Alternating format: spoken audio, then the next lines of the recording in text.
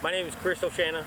You know, I'm a veteran of the Navy, and we're doing this for PTSD, the Invisible Scar. I'm trying to create a documentary of sorts in order for you guys to get better quality help, more money, but just not money thrown into the system. Okay.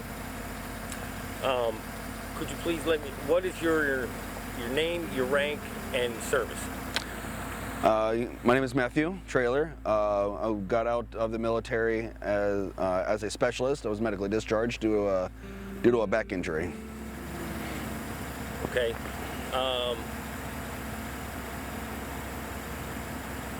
Has your family supported your decision to actually join the military? Oh, absolutely. I come from actually a very long line of military. I have two uncles that joined, a cousin that joined. My mother actually found out about me at MEPS. So yeah, she was actually going to join and be an admin in the Army. And they gave her the pregnancy test. That's how she found out about me. So also two uncles, all the way back through my ancestors and their native lands, military throughout the entire line. I recently found out I actually had a couple of World War II vets, as well as a couple of Revolutionary vets. Oh wow, very cool, very cool. I've listened to many different stories and accounts of the war, seen a lot of videos, and sometimes I feel like we're losing a lot of good men and women for no good reason, and I feel angry sometimes. What are your feelings about the war? Are you angry? Are you sad? Or whatnot? Well, really, I mean, first of all, it's not even actually declared a war. Really, we're fighting an ideology, and that, first of all, is bullshit. There's conflicting stories. I have yet to really form an opinion. My whole stance on it, we joined, I raised my hand, I took an oath, and I followed orders. Granted, you've got the other pictures of the Nazi, they're just following orders. Yeah, it's absolute bullshit. I fortunately was not one that had to obey such complicated orders. It is absolute crap. We shouldn't be there. We have absolutely no business there. If the rumors are true and we're there just fighting over oil, yeah, we need to get the hell out. Yeah. There's a lot of ties. There's a lot of bobbing and weaving and a lot of factors involved, and I do lean toward, yeah, we should probably just come home and let them kill themselves, frankly. Okay. I mean, it is what it is. I mean, they're going to fight. They're fighting their own ideology, and they've been fighting it for 3,000, 4,000, 5,000, however many years. Yeah. They're not going to stop. Right. And all we're doing is just really aiding it. So. Okay. Cool. I know there's your family members, your friends that didn't join the military have asked you questions like, what was it like over there? Mm-hmm.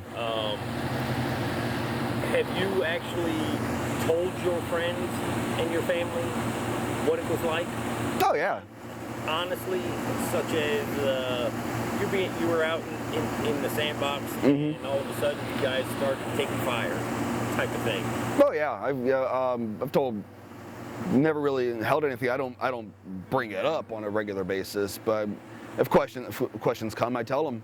They know about my buddy that I'd mentioned in our last interview, Mokri. They know about him. They know about the mortars.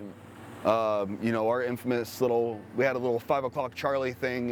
If you're familiar with the show MASH, we started taking mortars right on time. I'm still alive. Never really held much of anything. Now, did you expect their reaction, or were you surprised by some of their reaction to it was pretty expected. They took it, and a couple of moments of, oh, holy crap, no shit. And a couple of, you know, the chuckles when I would mention that we pretty much knew when to expect the mortars coming in. Right. They started becoming very predictable. Yeah, for the most part, it was actually very, very expected. All of my friends and family, I do not know any of the anti-war hippies personally, and frankly, I don't tolerate them. So if I do meet one, I cut sling load right then and there. Right. So. Very cool. Now it's gonna get a little bit more. Now I'm gonna start asking a little bit harder. You're out there, you're doing your thing over there in Iraq and Afghanistan. What was the incident that actually led up to your diagnosis of PTSD? Like what was the one incident over there that snapped it? Yeah. Or was there a single incident, or was it the entire? It was really actually kind of the entire thing. Really my issue is a distrust of people and a distrust of crowds in general. Spend 15 months and then another subsequent 12 not being able to trust anybody, and really kind of becomes a habit. So really that's the main issue, is the fact that I don't do crowds. And also due to this, I find myself, I'm one of the infamous ones. I have to find a corner seat. I have to have my back up against a wall. I have to see everything. It's become easier since I've been home. It's been a few years now. So my wife will sit opposite of me and look behind my back, and that helps to ease things a little bit. Really, it's the entire experience, and losing a buddy and the occasional mortars just didn't help the situation. Right. When you lost your buddy, do you remember? Were you there when you lost your friend? No, he was outside the wire. I was in the rear with the gear. I was a commo dude. I set up his radios. I did the comms checks before he left. And next thing I know, they're calling everybody together, and we get the news. So fortunately, I didn't have to actually witness that. Right. Now, right after you got the news, what were you feeling, and what were the thoughts that were going through your mind when that actually happened? At the immediate moment, I didn't actually feel anything. It took a minute. Kind of like having a kid. The hell do I do now? So I did have that one. I was like, well, shit. And it took a couple of minutes. It actually really even took a couple of days before it really clicked. We had a memorial ceremony, and that's when it happened. This is what they did. We had a battalion formation, and every company first sergeant, they would take roll call, and they call out for a couple of names, and his name is the last name to be called, and they call it 3 times. Yep. And then they fire taps. Or I'm sorry, excuse me, they fire the 21 volley. And that's actually when it hit. So it actually did take a couple of days. Do you continue, does it still come back to you on a daily basis, weekly basis? Whenever I hear patriotic songs is when it does it. Namely, like, you got the Angry American by Toby Keith. Yep. Songs like those, because those are songs that were actually played at the memorial. So that that's one of those. It's become easier. I do still cry. As a matter of fact, I was actually at karaoke the other night and somebody sang it. It didn't help that I was about half drunk. So yeah, really, when I hear patriotic songs, I still have a hard time listening to those. Other than that, I can still think about them. I mean, I don't want to say it doesn't bother me, but it certainly doesn't bother me as much. Okay. Yeah. Now, with you being diagnosed with PTSD, have you ever gone and sought other than regular counseling or whatnot? Did you use drugs? Did you use alcohol to subside and keep it back? And alcohol's the big one. So you're talking like self-medication? Right. Alcohol was the big one. I never, the last time I touched anything related to drugs, I was a private in the military. So since I've been out, really it's been alcohol.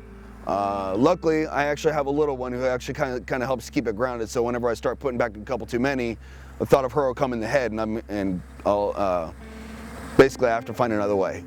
So. You know, you just answered the next question. Is there or has there been something to quell that use of alcohol or drugs or whatnot? Between her and I do have a couple of buddies that do, that'll kind of give me a little hint like, all right, dude. Or even my wife, she goes, you've had your last one. And the first couple of times she did that, it really actually did bother me. Because frankly, you don't tell me how to freedom, you know? But you know, we have a mutual understanding. She doesn't necessarily like me drinking, but I don't drink as much as I would sometimes like to, and really, even in recent history, I've actually learned to taper it down, and I'll get home, maybe have a couple, and go to bed. You know, so. And the next part of the questions are, have you ever contemplated suicide? The thought has crossed my mind a couple of times. Never got close enough to even consider a method to do it. Okay. What during your contemplation, what was it that stopped you from doing? If I do, my daughter becomes homeless. I'm the breadwinner. So family members? Yeah. And well, frankly, I've contemplated it in the past as well, outside of, you know, PTSD, and I started thinking of a motive, but then I started thinking of, I'm a selfish motherfucker. I couldn't bring myself to do it. If I do, well, sure. I mean, my problem is solved, but what about those who are going to suffer because of my death? And frankly, they don't deserve that. Okay, very awesome. It takes courage and strength to be able to share these stories or your story with others. Would you consider it a first step to others for getting help? Oh, absolutely. You know, for all I know, maybe you have that one therapist who isn't a goddamn pill pusher, who's gonna, you know, dope me up full of Xanax or whatever the hell it is they give. Right. So there's that. Not only that, every time you talk about it, it does become a little bit easier to do so. You know, you essentially, basically, you become kind of used to it. So, oh yeah, absolutely. Okay. Now on a different track, I've been working this project for 3 years. I've seen other projects that have put numbers on the individual. Mm-hmm. I photographed it 1, 2, 3, 4. What is your... I know if we, as military people, hate being a number, because that's what everybody considers us. Do you think other projects that put numbers on us are good for you and I or other veterans? It certainly helps to paint an illustration. Really, it kind of depends on the motive. Am I a number for the sake of being a number, or am I a number for, you know, we've got so many thousand out of so many thousand vets that are doing A, B, and C. Really it's kind of subjective, personally. Right. Now, the other thing that I was going to ask you about my project is I'm considering this somewhat therapeutic.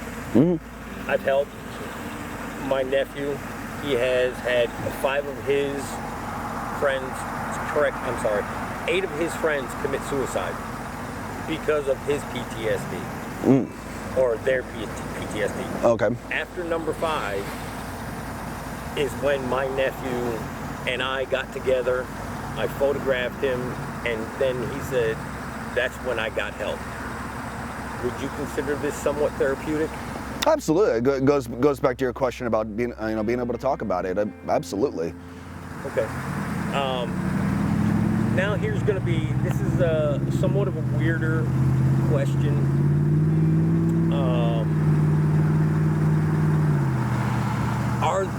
Are there misconceptions about PTSD? Yes. We're a ticking time bomb. Just waiting to blow. We're trigger happy. I did actually once get the whole baby killer bullshit. I did get that once. Frankly, anymore, I think it's a whole bunch of social media hype, a bunch of keyboard warriors, sitting in mama's basement eating Hot Pockets. Those little bastards, little cowards. I don't think it's necessarily as widespread because there has been a lot more awareness and a lot more understanding in recent history from what I've seen. There are those few,